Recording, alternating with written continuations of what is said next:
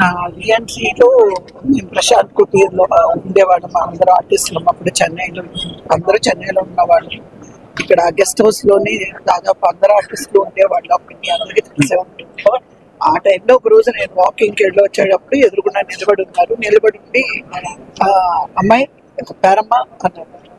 నేను ఎవరో అభిమాని అనుకొని ఓకే అండి అని లోపలికి వెళ్ళబోతుంటే మీరెవరండి అన్నాను. నాతో ఎప్పుడు యాక్ట్ చేస్తావు అని అడిగారు. మీరెవరండి అని అడిగారు. అంటే నా పేరు కోట శ్రీనివాసరావు అంటారు, నేను ఇలాగ సినిమాలో యాక్ట్ చేస్తున్నాను, మీరున్నప్పుడు కాదు ఇప్పుడు చేస్తున్నాను అని చెప్పేశాను.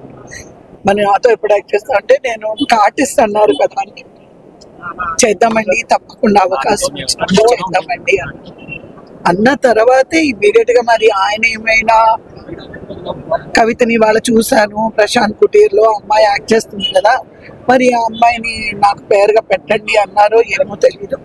ఆ తర్వాత కంటిన్యూస్ గా 20 నుంచి 30 సినిమాలు కోటా గారు నేను పేరుగా యాక్ట్ చేయడం జరిగింది.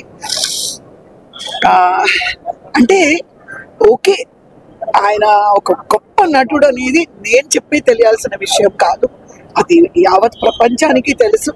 ఆయన ఎన్ని విభిన్న పాత్రలు పోషించారు అనేది ప్రతి ఒక్కరికి తెలుసు. అంటే ఒక ఆర్టిస్ట్ అంటే ఓ ఇతను విలను, ఓ ఇతను ఏమంటారు కామెడియను, ఓకే ఇతను సాఫ్ట్ ఫాదరు అలా ఉంటుంది. కానీ కోటా గారి పాత్రలు మనం చూసామంటే అస్సలు ఆయన చెయ్యని క్యారెక్టర్స్ లేవు. దగ్గర నుంచి కోటీశ్వరరావు వరకు చేశారు.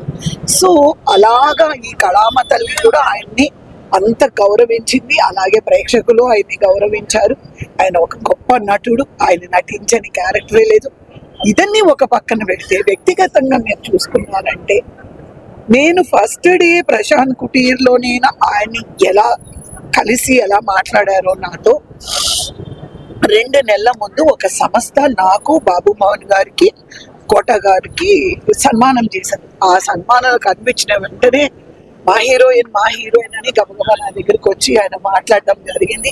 మా హీరోయిన్ నా పక్కనే కూర్చోవాలి, నా పక్కనే బాబు మోహన్ నువ్వు అటెళ్ళు, నా హీరోయిన్ నా పక్కన కూర్చోవాలి అని బాబు మోహన్ గారిని అటు కూర్చోబెట్టుకొని ఆయన పక్కన కూర్చోబెట్టుకొని ఎలా ఉన్నావు, ఏంటి, ఏం సినిమాలు చేస్తున్నాను అన్నీ అసలు ఎంత లైవ్లీగా ఎంత బాగా మాట్లాడారు. రా ఇంటికి అన్నారు, అలాగేనండి అని అన్నాను. కానీ 1.5 month 2 months లోనే ఇవాళ పొద్దున్న లేచిన వెంటనే ఈ న్యూస్ విన్న తర్వాత అసలు ఆయన్ని వచ్చి ఈ విధంగా ఆయన చూడాలని నేను అనుకోలేదు, చూడకూడదు, నేను ఇవాళ రాకూడదని అనుకున్నాను. కానీ తప్పదు, ఆయనకి నమస్కరించుకొని ఆయన ఆశీర్వాదం నేను తీసుకోవాలి అని చెప్పి ఈరోజు నేను రావడం జరిగింది. ఒక మంచి కుటుంబ సభ్యుడిని నేను కోల్పోయాను. నటుడుగానే మాట్లాడను, మా ఇంట్లో ఒక సభ్యుడిగా ఆయన చూపించిన ప్రేమాభిమానాలు నేను ఎప్పటికీ మర్చిపోలేను. చాలా సినిమాలు చేశాము మేమిద్దరము.